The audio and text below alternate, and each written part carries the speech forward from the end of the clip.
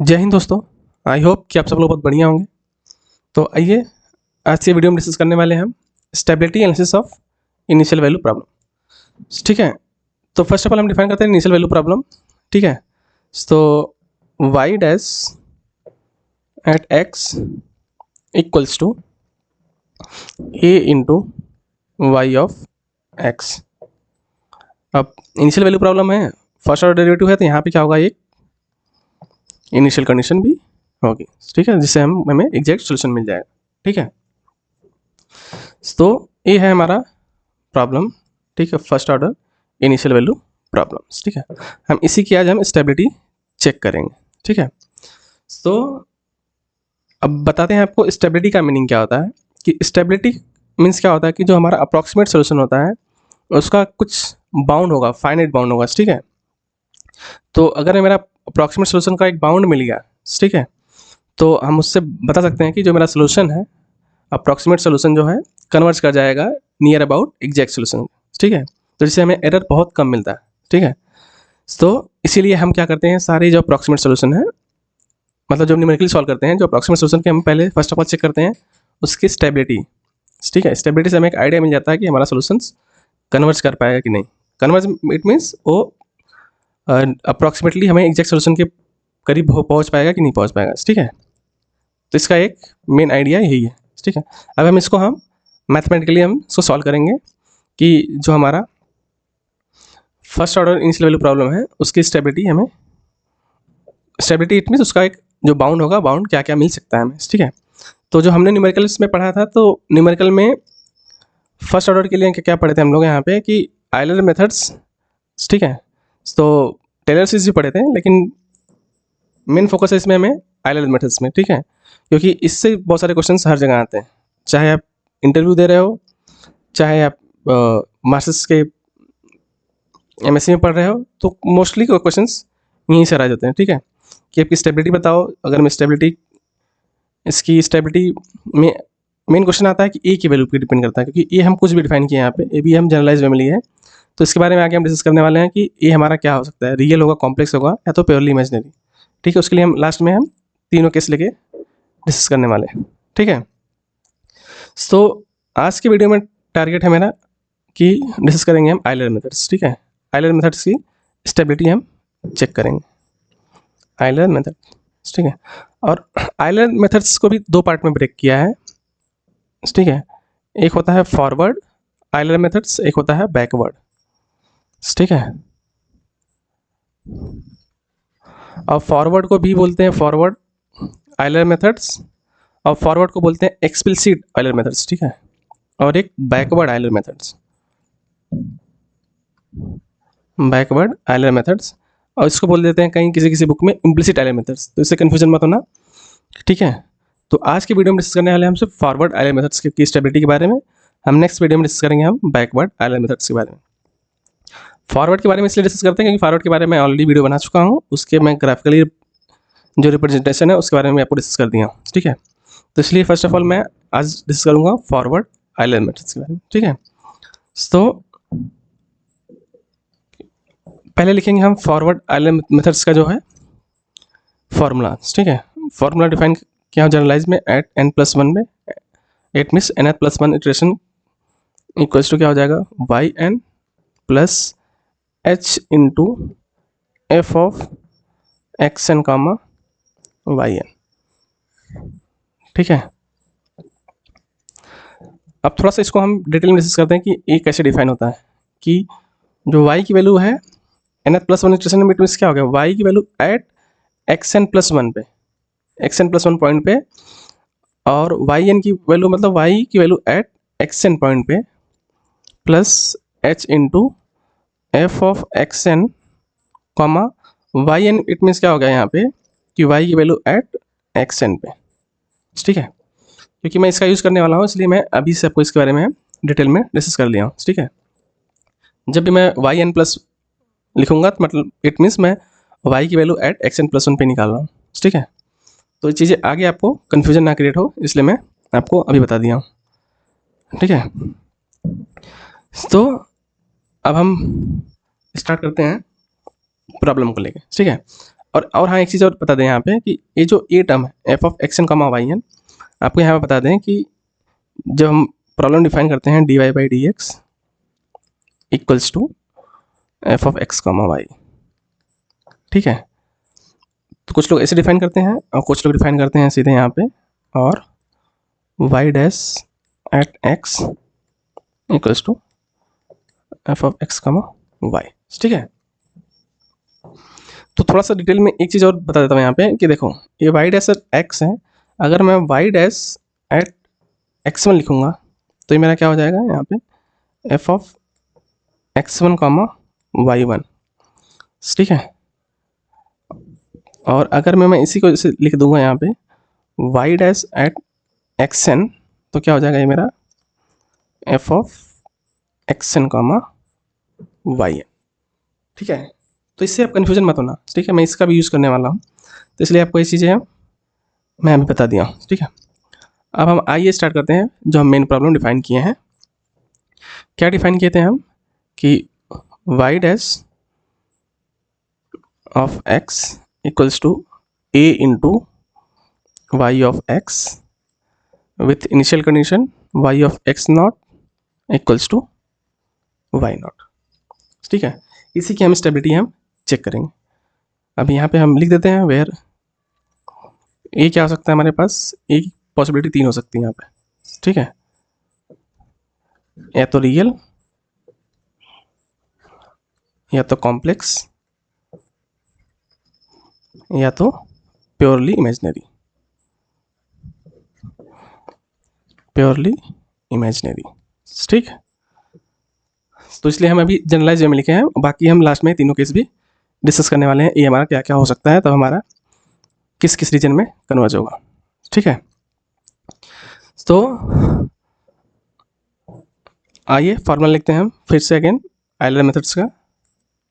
तो देखो Y N plus one equals to Y N plus H into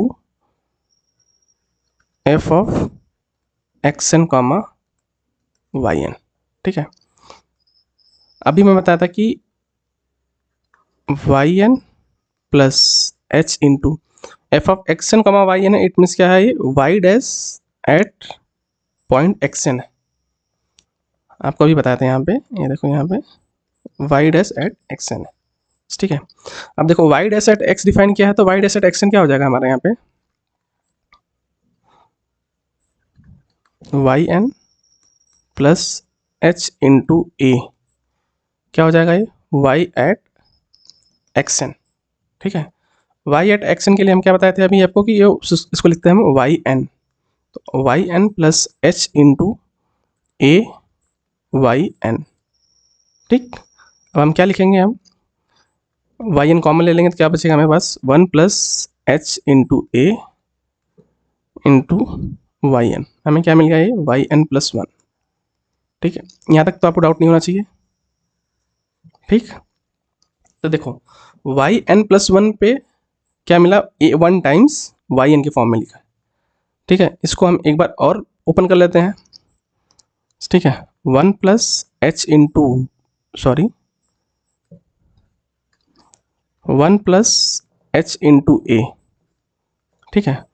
y N को क्या लिख सकते हैं हम लोग यहाँ पे Y n minus one plus H into y n minus one sorry a, ठीक।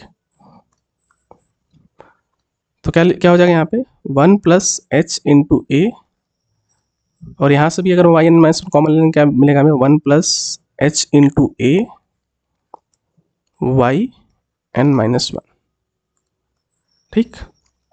तो क्या मिल जाएगा हमें one plus H into a the whole square into y n minus one, Y of N plus one की value, ठीक है। Second step.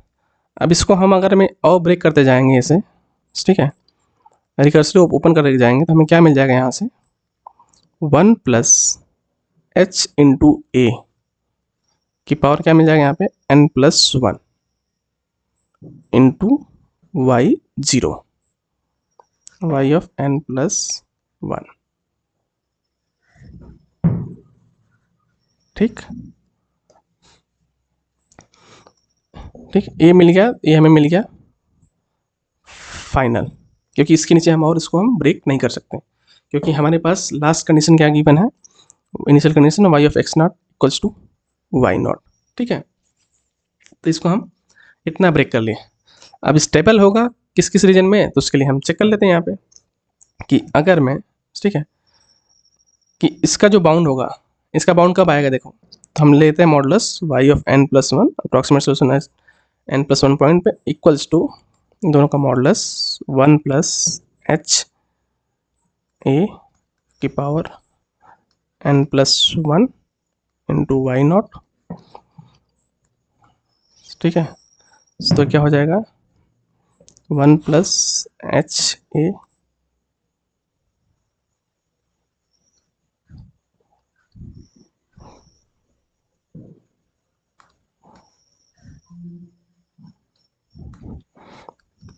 One plus h a की power n plus 1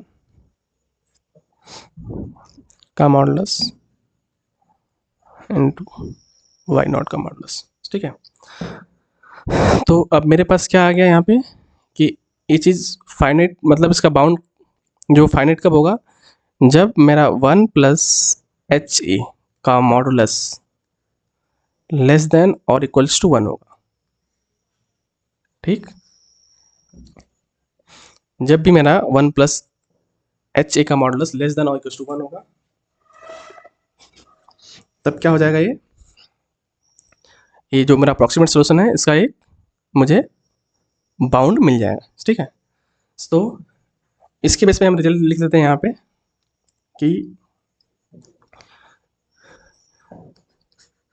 the Euler method, इसको carefully सुना, the Euler method is stable. ठीक है, stability मतलब stable कब होगा, stable and produce convergent solution. बताता ना, अगर मैं स्टेबल होगा तो हम कन्वर्जेंट सोल्यूशन हम फॉर्म कर सकते हैं, and produce convergent solution, convergent solution if, कब होगा, जब एक कंडीशन सेटिस्फाई होगी, if modulus of 1 plus H into a is less than और इक्वल्स टू 1। ठीक है, अगर मैं ऐसा नहीं होता तो क्या होगा, देखो otherwise as n increases, n की वैल्यू इंक्रीज होगी, n increases solution will also increases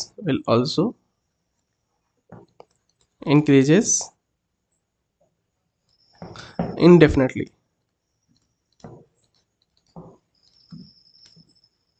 ठीक, क्योंकि हम अगर हम इसके अलावा कोई वैल्यू पुट करेंगे यहाँ पे 1 प्लस एच ए की, तो सारी वैल्यू हमें बहुत ज़्यादा मिलने वाली, जो कि हम उसको हम डिफाइन नहीं कर पाएंगे यहाँ पे। ठीक है, तो इसको स्टेबल बनाने के लिए हमें एक कंडीशन हमें फिक्स करना ही पड़ेगा। ठीक है, तो जब भी क्वेश्चन आए कि हमारा फॉरवर्ड आइलर मेथड्स कब स्टेबल होगा, तो इस वे में लिखना है कि 1 प्लस एच ए का modulus less than equal to 1 होगा, तो प्रॉब्लम स्टेबल होगा। अब बात आती है कि हम ए की वैल्यू क्या क्या ले सकते हैं। मैं अभी तक बताया था ना कि तीनों केस डिस्कस करेंगे। ये हो गया मेरा प्रॉब्लम को जनरलाइज वे में बोलने के लिए, मेरा प्रॉब्लम कब स्टेबल होगा। ठीक है, इट मीन्स मेरे सोल्यूशंस कब एग्जिस्ट करेंगे, मतलब near about approx exact solution के, वो कब होगा, जब उसका मॉडुलस 1 प्लस एच ए का लेस देन इक्वल टू 1 होगा तभी। ठीक है, तो अब बात आती है कि हम डिस्कस करेंगे ए के तीनों केसेस के बारे में। जब मेरा ए क्या क्या होगा, मतलब रियल होगा, कॉम्प्लेक्स होगा, पैरेलल इमेजिनरी होगा, तो उसमें हम डिफाइन करेंगे कि रीजन, कि किस रीजन में वो स्टेबल होगा। ठीक है, तभी तो हमने जनरलाइज वे में लिख दिया है, तब हम उसके हम रीजन के बारे में जाएंगे। ठीक है, तो आइए तीनों केस डिस्कस करते हैं यहाँ आपसे कि, ठीक है, हमें क्या मिला है यहाँ पे, modulus of 1 plus H into a less than equal to 1। ठीक, ये मिला है हमें। ठीक है, अब हम आएंगे केस 1 में। केस 1 बहुत ध्यान से देखना केस वन क्या होगा, if a is real number, अगर मैं ए क्या होगा, ए इज रियल नंबर, ठीक है, ए कोई भी रियल नंबर हो गया, ठीक। देन क्या होगा, Euler scheme is stable, Euler scheme is stable for, मतलब यहाँ पे जो ए की वैल्यू है रियल नंबर, इट मीन एक है कि नॉन जीरो रियल नंबर होगा, ठीक है। तो वो चीज़ मैं नहीं लिखा हूँ, यहाँ पे लिख देता हूँ, a is non zero real number, ठीक है। For modulus of 1 plus H into a is less than equals to 1, ठीक है। ये चीज़ तो हो गई। इसको अगर मैं ओपन करेंगे तो क्या हो जाएगा यहाँ पे, -1 less than equals to 1 plus h a less than equals to 1, ठीक है। तो इसको करेंगे तो हमें क्या मिल जाएगा यहाँ पे, -2 less than equals to h a less than equals to 1, ठीक। ए तो कोई नॉन जीरो है तो हम सीधे लिख दें यहाँ पे, ए तो ऐसे लिख सकते हैं हम यहाँ पे, एच ए, सॉरी ये तो जीरो होगा, h a belongs to -2 comma 0, और ए तो हमारा नॉन जीरो है तो इसको हम लिख सकते हैं एच बिलोंग्स टू -2 कॉमा 0। जब जब मेरा स्टेप साइज इसके इन बिटवीन होगा तब जब हमारा सोल्यूशन क्या होगा, कन्वर्जेंट होगा, ठीक है। तब तक हमारा सोल्यूशन जो अप्रॉक्सीमेट सोल्यूशन होगा वो नियर अबाउट एग्जैक्ट सोल्यूशन के पास पहुंच सकता है, किसी एक नंबर ऑफ इंटरवल्स जो हम देते हैं बढ़ाएंगे उसकी, ठीक है। तो ये हो गया जब हमारा एच, सॉरी ये हमारा क्या होगा, रियल नंबर, ठीक है, नॉन जीरो रियल नंबर तब, ठीक है। तो ये हो गया उसका इंटरवल ऑफ कन्वर्जेंस, ठीक है। तो अब बात आती है सेकंड केस। सेकंड केस हम लेंगे हम जब एच क्या होगा हमारा प्योरली इमेजिनरी, ठीक है। Case 2, if a is pure imaginary, ठीक। तो यहाँ पे हम अज्यूम कर लेते हैं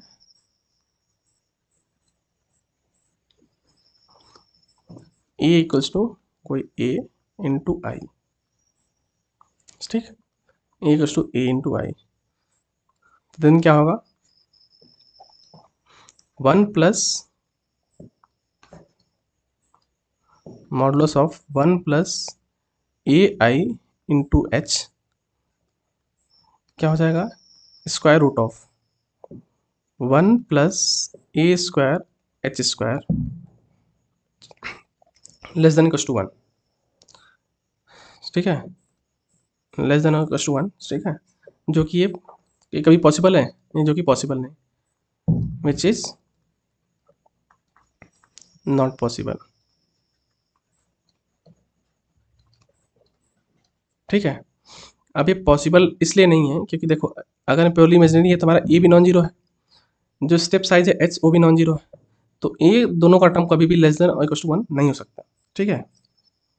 तो इस केस में क्या हो जाएगा, हमारा आइलर स्कीम जो होगा अनस्टेबल होगा, ठीक है। जो आइलर स्कीम मतलब आइलर मेथड जो है मेरा क्या हो जाएगा, इज अनस्टेबल, इज अनस्टेबल किसके लिए, फॉर ईच एच के लिए, मतलब हर एक स्टेप साइज के लिए मेरा क्या होगा, न्यूमेरिकल मेथड्स अनस्टेबल हो जाएगा, ठीक है। तो ये सब सारे क्वेश्चंस इंटरव्यू में भी और एग्जाम में भी आ सकते हैं, केस 1 केस 2 डिस्कस करने के लिए। अब बात आती है केस 3 डिस्कस करने के लिए, ठीक है। केस 3 है तो केस 3 में बचा है मेरा कि जब मेरा ए क्या होगा, complex number, if a is complex number, complex number, ठीक है। यहाँ पे मैं एज्यूम कर लेता हूँ a equals to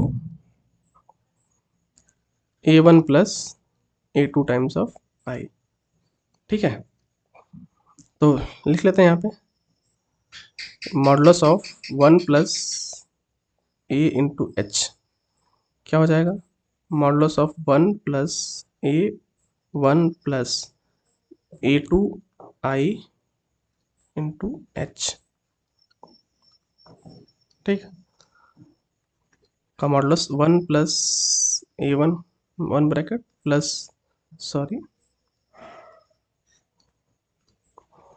in 1 bracket 1 plus A1H second में आयोटा टाइम्स ऑफ A2H। ठीक,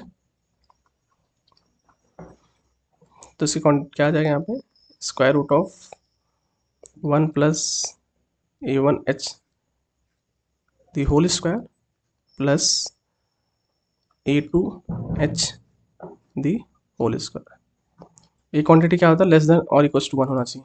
ठीक है, तभी ये चीज़ है, क्योंकि 1 प्लस AH क्या का modulus less than equal to 1।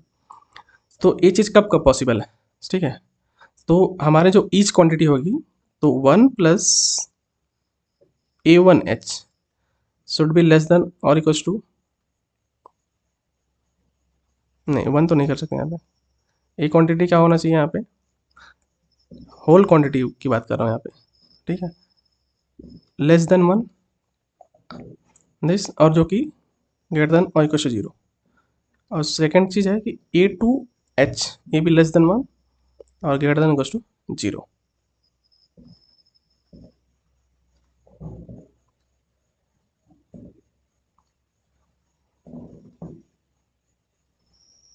ठीक,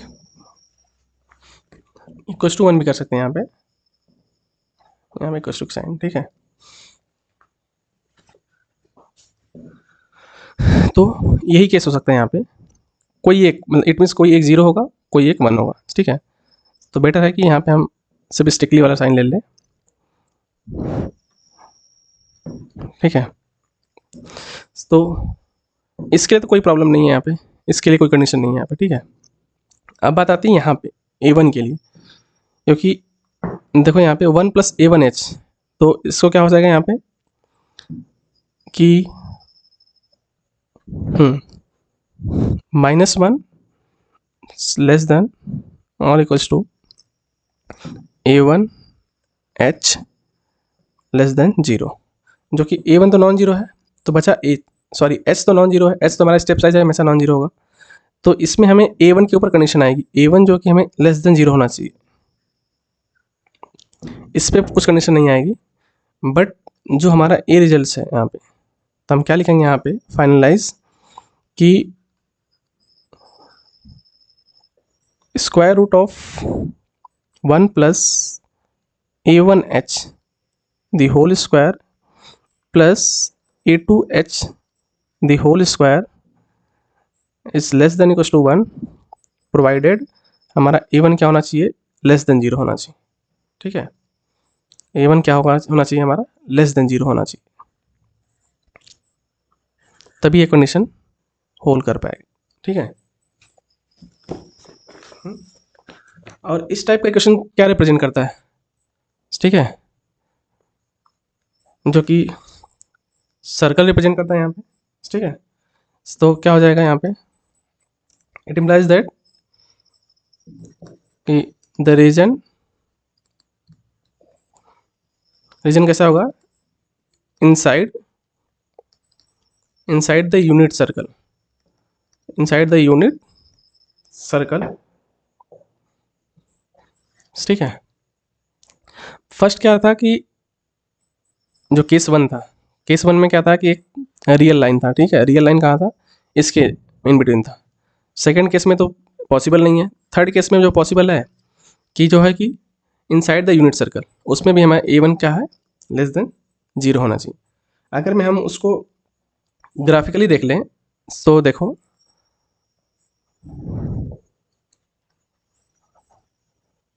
एक मिनट, अगर उसको ग्राफिकली देखना है तो देखो यहाँ पे, ठीक है,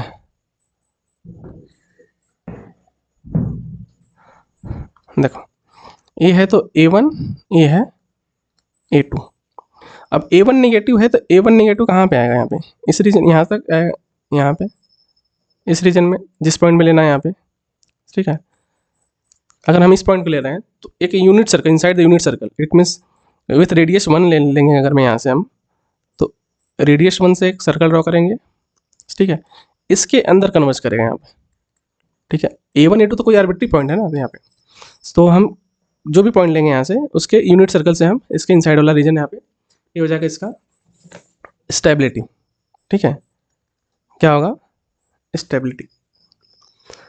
ठीक है, तो ये है इसका region of convergence for case 3 के लिए। ठीक है, तो ये है स्टेबिलिटी के पार्ट, तीनों केस में यहाँ पे आपको डिस्कस कर दिए। ठीक है, फर्स्ट ऑफ ऑल आपको हम प्रूफ करके यहाँ बता दिए। ठीक है, किस रीजन में कन्वर्ज होगा और कैसे होगा। ठीक है, हर एक चीज़ स्टेप बाय स्टेप कर दिए। फिर भी इनकेस कुछ डाउट है तो आप कमेंट बॉक्स में कमेंट करके हमसे पूछ सकते हैं। ठीक है, और एक एग्जाम्पल्स पे सॉल्व कर देते हैं। ठीक है, कि एक एग्जाम्पल सॉल्व कर देंगे तो एक आइडिया आपको मिल जाएगा। ठीक है, तो आइए एक एग्जाम्पल डिस्कस कर देते हैं। यहाँ पे देखो, यहाँ पे अगर मैं ले लिया हूँ कि y dash equals to -40 times of y। ठीक है, 40 times of y।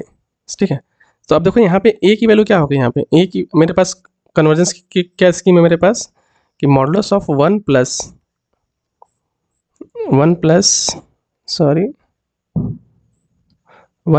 A h is less than equal to 1 होना चाहिए। ठीक है, अब मेरे पास यहाँ पे a की वैल्यू क्या है, यहाँ पे -40। तो किस किस रीजन में कन्वर्ज होगा तो आइए दिखाते हैं यहाँ पे।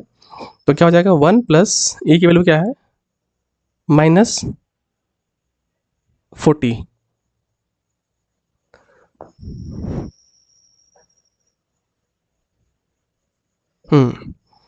वेट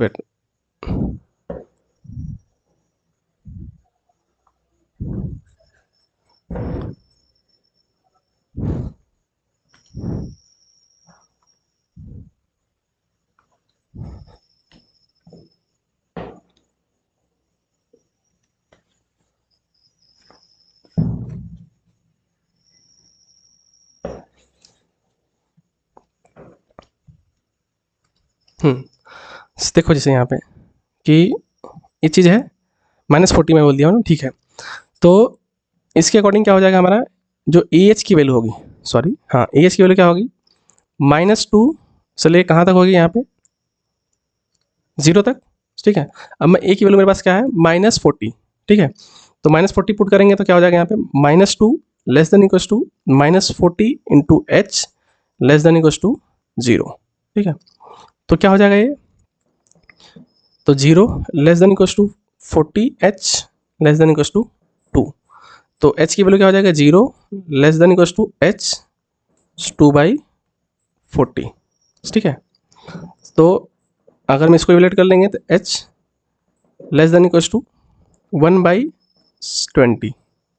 ठीक है, तो हम h की वैल्यू जब भी इसी के बीच इन बिटवीन लेंगे तब हमारा क्या होगा, आइडियल मेथड्स कन्वर्ज कर जाएगा एग्जैक्ट सोल्यूशन के थ्रू। ठीक है, ये प्रॉब्लम लिया है यहाँ पे। ठीक है, तो हम जब इस प्रॉब्लम के लिए जब हम स्टेप साइज इसके बिटवीन लेंगे, या तो इसको इक्वल लेंगे, ठीक है, या तो इससे हम इन बिटवीन, मतलब हमें एच की वैल्यू हम जब भी ले लेंगे यहाँ पे 0,1/20। ठीक है, इसके बीच में जब भी हम स्टेप साइज लेंगे तब हमारा जो प्रॉब्लम डिफाइन है वो हमेशा कन्वर्ज कर जाएगा एग्जैक्ट सोल्यूशन के थ्रू। ठीक है, एग्जैक्ट सोल्यूशन के करीब में कन्वर्ज कर जाएगा। ठीक है, तो एग्जाम में और इंटरव्यू में इस टाइप के क्वेश्चन दे देंगे, आपको बोल देगा कि आप किस रीजन में, सॉरी किस इंटरवल में कन्वर्ज होगा। अगर मैं रियल दे दिया तो इंटरवल बोल देगा, और अदरवाइज कॉम्प्लेक्स में वैल्यू दी मिल जाएगा तो फिर कॉम्प्लेक्स में आपको सीधे बोल देगा कि यहाँ पे किस रीजन में कन्वर्ज होगा। ठीक है, तो इसके अकॉर्डिंग से आप एग्जाम में भी आप क्वेश्चन सॉल्व कर सकते हो। ठीक है, तो सारा चीज़ तो कवर कर दिया हूँ, यहाँ पे एक एग्जाम्पल भी दिखा दिया हूँ आपको, और स्टेबिलिटी के बारे में बता दिया हूँ। तो अब हम डिस्कस करेंगे अगले वीडियो में इम्प्लिसिट आइडियल मेथड्स के स्टेबिलिटी के बारे में। ठीक है, फिर भी इस वीडियो में अगर मैं आपको कुछ भी प्रॉब्लम हो, कुछ भी दिक्कत है, तो आप कमेंट बॉक्स में मेंशन कर देना, ताकि जो मैं अगला वीडियो बनाऊंगा उसको मैं उसमें भी कवर कर दूंगा, सारे डाउट्स आपको क्लियर कर दूंगा, और ये चीज़ जो है कि अगले वीडियो में मेरे से गलती ना हो पाए। ठीक है, तो इस वीडियो में इतना ही, अब मिलते हैं अगले वीडियो में, तब तक के लिए जय हिंद।